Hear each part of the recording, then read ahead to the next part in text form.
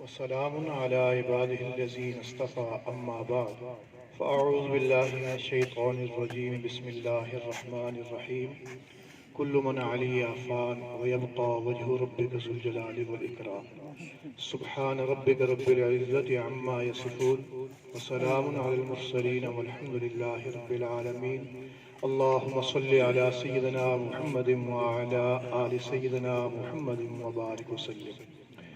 اگر اس دنیا میں کسی نے ہمیشہ کے لیے رہنا ہوتا وہ ایک ہی ہستی تھی جس کے لیے اس کائنات کو بنایا گیا تھا، وہ امام الانبیاء محمد الرسول اللہ صلی اللہ تعالی وسلم کی ذات گرامی تھی۔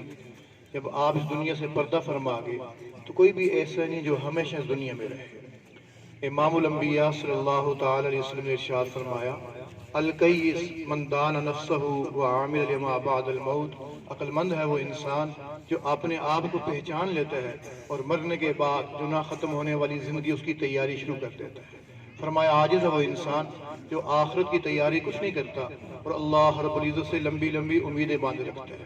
ہمارے حضرت اقدس مولانا قاضی غلام سرور صاحب رحمہ اللہ تعالی، رب تعالیٰ نے ان کو بہت ہی بہترین زندگی عطا فرمائی۔